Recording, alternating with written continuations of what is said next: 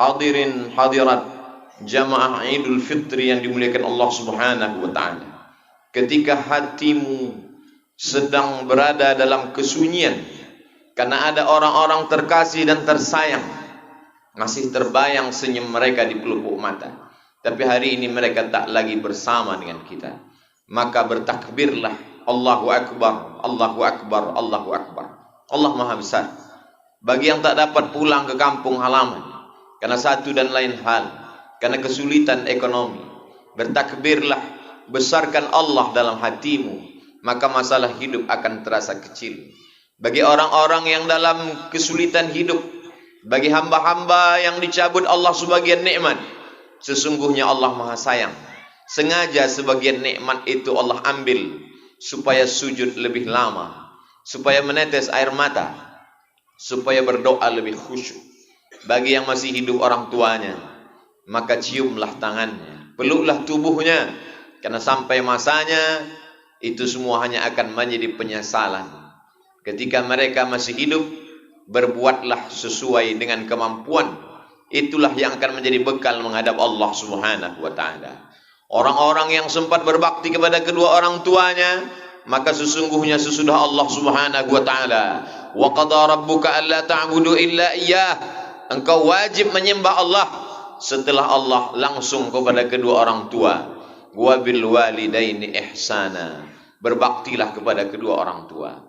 Andai engkau diberikan kelimpahan rezeki, kau bawa dia ke tanah suci, kau bawa tawaf dan sa'i, mencium hajar aswad, bermunajat di padang Arafah, melontar jumrah haji dan umrah, apakah dapat menebus pekikan teriakannya saat melahirkan engkau ke atas dunia? Apakah dapat menebus berapa kali dia tidak dapat ikut solat berjamaah karena tangisan pekikan anak kecil yang tak berdosa? Hari yang baik, bulan mulia Syawal, bulan kemuliaan, dipilih oleh Allah Subhanahu wa taala untuk menggantikan hari besar jahiliyah. Kalau dia masih ada, senangkanlah hatinya. Kalau belum mampu untuk membahagiakannya, maka paling tidak jangan menyusahkannya.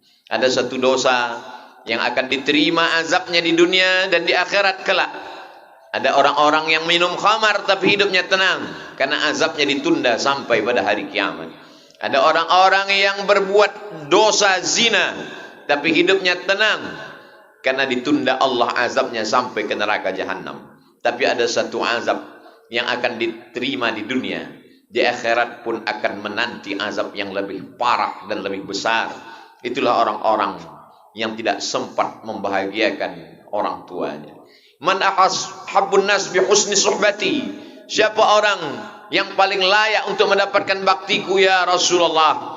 Kata Nabi, ummuka. Thumma man, siapa lagi? Ummuka. Thumma man, siapa lagi? Ummuka, ibumu. Thumma man, siapa lagi ya Rasulullah? Abuka, ayahmu. Begitu Allah Subhanahu wa taala memuliakan mereka. Andai mereka tak lagi ada di alam ini, sempatkanlah untuk datang ke makamnya. Ucapkanlah salam, assalamualaikum ya ahlad diyar minal mu'minin, wa inna insyaallahu bikum lahiqun, yarhamullahul mustaqdimina wal mustaakhirin. Bacakan Al-Fatihah, bacakan qul huwallah 3 kali.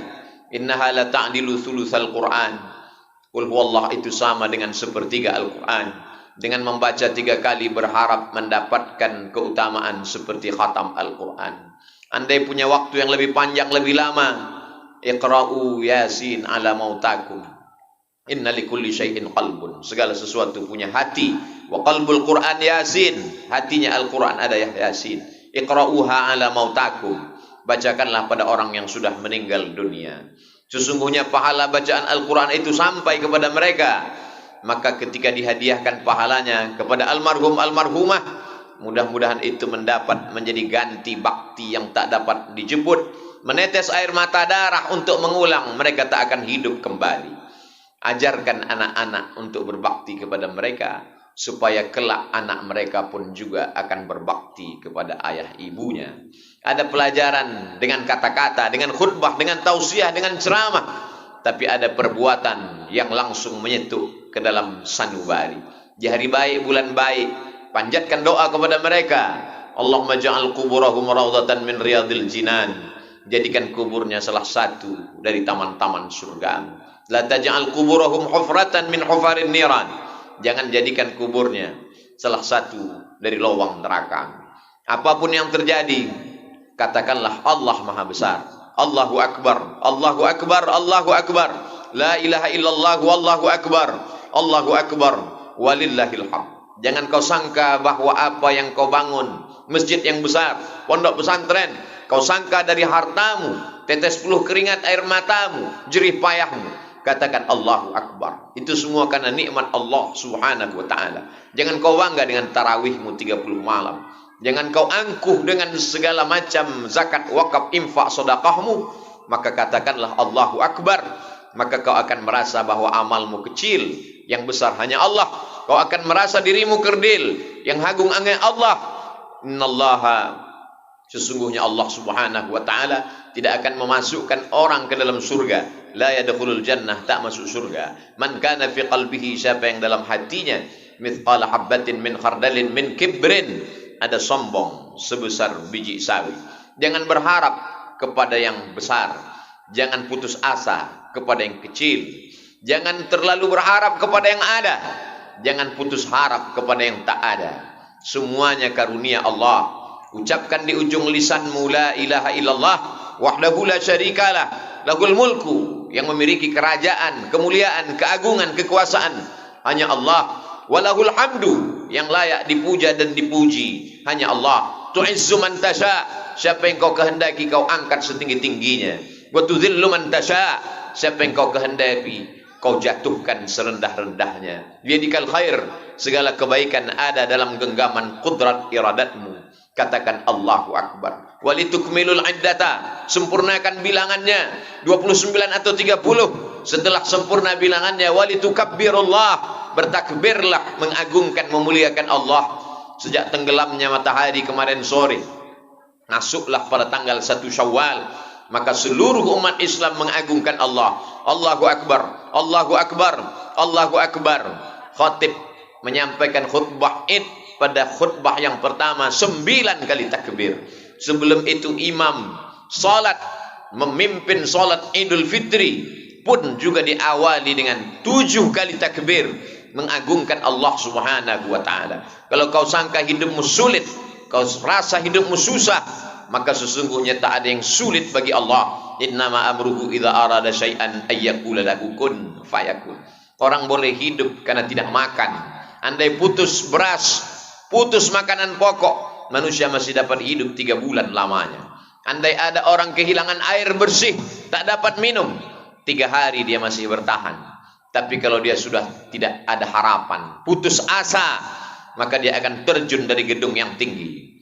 Racun tikus dia sangka hanya sebagai minuman semata, dianggap akan menyelesaikan segala masalah hidupnya. Maka takbirlah, ungkapkan Allah Maha Besar. Hidupmu kau serahkan kepadanya.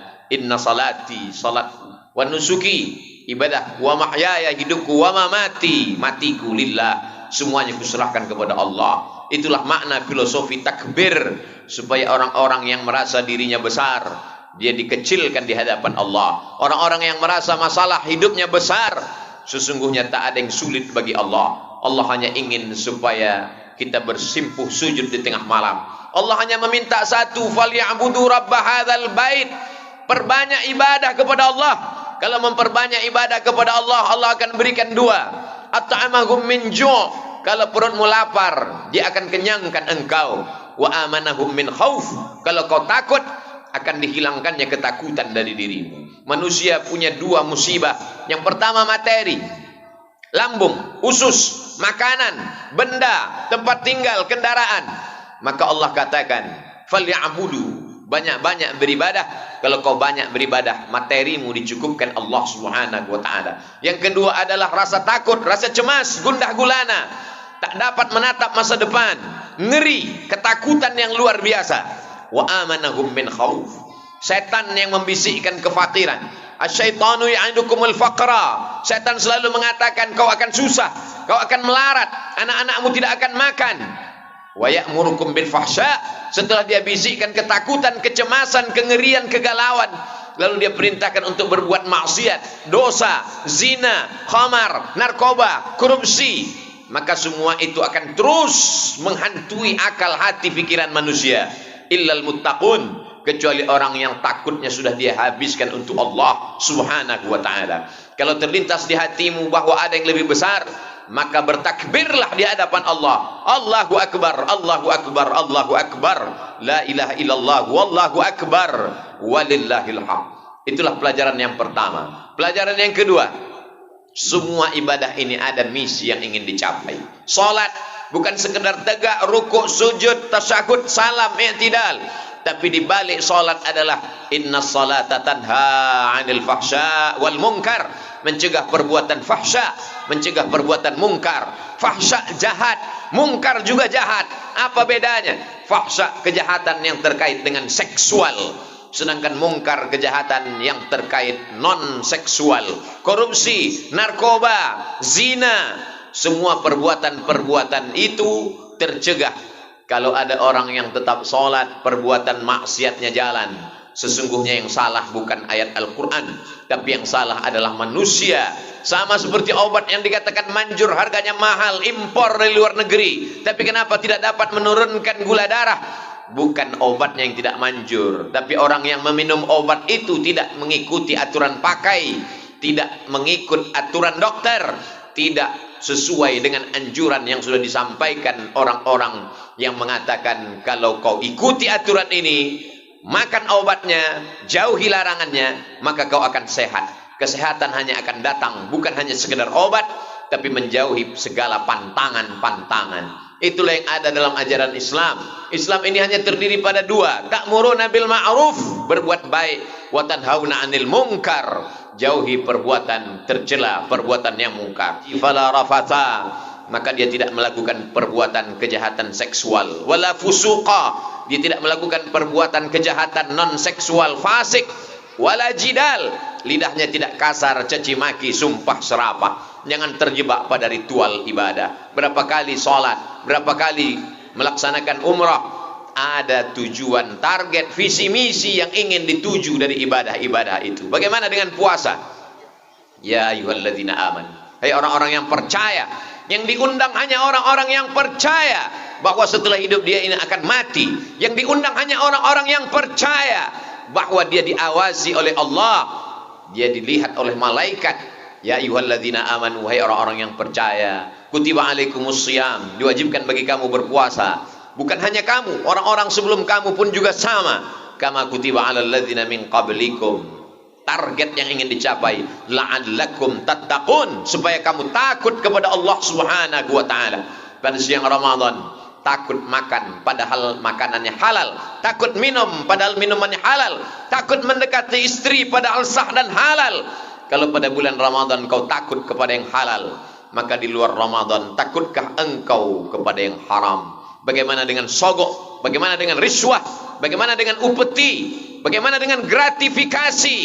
Kenapa selama Ramadan kau takut meminum kumur-kumur wudu'mu? Kenapa di saat Ramadan kau berada di dalam tempat yang sempit, di dalam toilet, tidak ada satupun yang mengawasi, kau takut? Tapi kenapa begitu keluar di bulan Syawal, Zulqa'dah dan Zulhijjah, yang haram kau ambil kembali? Bukankah Allah yang kau sembah di bulan Ramadan Allah yang sama dengan yang kau sembah di bulan Syawal, Zulqa'dah, Zulhijjah, Muharram, Safar, Rabiul Awal dan Rabiul Akhir? Di mana letak takwamu? Setiap hari Jumat khatib naik ke atas mimbar berpesan, usikum wa nafsi, aku pesankan kepada diriku bitaqwallah, takwa kepada Allah Subhanahu wa taala. Kalau kau besarkan Allah dalam hatimu, kalau kau besarkan Allah dalam dirimu, kalau kau besarkan Allah dalam pikiranmu, pastilah setan akan mengecil, pastilah dia akan pergi. Karena tidak mungkin ada antara Allah dan setan dalam satu ruang yang sama. Tidak akan mungkin ada binatang buas dengan binatang ternak di tempat yang sama. Allah Subhanahu wa taala memerintahkan engkau berpuasa supaya kau sadar bagaimana rasa musyahadah, bagaimana rasa muraqabah, diawasi Allah Subhanahu wa taala. Inna alaikum lahafizin, bersama kamu ada malaikat penjaga, kiraman, mulia, katibin, mencatat segala amal, ya'lamuna ma taf'alun, mereka tahu apa yang kau lakukan. Ma yalfizu min qaulin, tak keluar satu kata dari ujung lidah, dari tepi bibir, illa ladaihi raqibun, ada malaikat yang mengawasi, atid, malaikat yang mengawasi, yang mencatat. Kelak semua akan ditulis dalam buku catatan yang nyata. Pada saat itu manusia tak dapat berdusta. Al-yawma nakhtimu ala afwahihim, hari ini mulut mereka kami kunci. Wa tukallimuna aydihim, tangan mereka kami buat berbicara. Wa tashhadu arjuluhum, kaki akan kami buat bersaksi. Apa yang akan dibicarakan tangan, apa yang akan dipersaksikan kaki. Bima kanu yaksibun, segala yang pernah dilakukan dulu. Tangan yang curang memainkan timbangan, tangan yang curang membuat laporan, mata yang curang melihat yang tidak halal, telinga yang curang mendengarkan maksiat, kaki yang curang melangkah kepada tempat yang diharamkan Allah, tangan yang curang melakukan perbuatan dosa dan maksiat. Iqra kitabak, baca buku catatan amalmu. Kafa binafsika al-yawma 'alaika hasiba, cukuplah itu sebagai alat yang menghitung segala perbuatan. Tak ada satupun yang luput. Inna rabbaka labil mirsad, Allah senantiasa melihat, mengawasi, dan kelak semua akan dituntut di hadapan Allah Subhanahu wa taala. I'malu ma syi'tum, perbuatlah sesuka hatimu, perbuatlah sesuai pikiranmu. Tapi ingat, fa innaka mayyit, kau akan mati, kau hanya akan menjadi bangkai, kau akan diminta tanggung jawab di hadapan Allah Subhanahu wa taala. Inna sam'a, pendengaran, wal basar, penglihatan, wal fuad, hati dan pikiran, kullu ulaika kana anhu mas'ula, semua akan disoal, semua akan ditanya. La tus'alunna yauma idzin 'anil na'im, semua kenikmatan, kedipan mata, bisikan telinga, lintasan hati dan pikiran, semua akan dituntut, diminta pertanggungjawaban. Wa in tubdu ma fi anfusikum, kalau kau nyatakan apa yang ada dalam hati dan pikiranmu, au tukhfuha, atau kau sembunyikan, yuhasibukum bihillah, kamu tetap akan dihisab. Ketika mereka ditutupkan pertanyaan, ketika mereka diperlihatkan buku catatan, mereka berkata, ma li hadzal kitab, mengapa buku catatan amal saya, mengapa buku catatan perbuatanku ini, la yughadiru saghiratan wala kabiratan illa ahsaha, semua yang kecil, semua yang besar, perbuatan yang tak dapat dilihat manusia, tetap juga akan diminta pertanggungjawaban di hadapan Allah. Tapi Allah Maha Kasih, Maha Sayang, Dia berikan 30 malam, 29 siang. Malamnya, man qama Ramadan, siapa yang menghidupkan malam-malam Ramadan dengan i'tikaf, dengan tahajud, dengan witir, lengkap dengan tarawihnya, muhasabah, ghufira lahu ma taqaddama min dzambih, diampunkan Allah dosa-dosanya yang lalu. Illa man taba, orang yang bertaubat, wa amana, beriman dengan baik, wa amil amalan salihah, kemudian dia mengiringinya dengan amal saleh. Ulaika, mereka itu, yubaddilullahu sayyiatihim hasanat, mereka akan diganti Allah Subhanahu wa taala sayyiatihim, dosa mereka, maksiat mereka, hasanat, diganti Allah dengan kebaikan-kebaikan. Hendaknya kita masuk dalam golongan itu karena kebesaran kemuliaan Allah. Allahu akbar, Allahu akbar, Allahu akbar, la ilaha illallah wallahu akbar, walillahil hamd.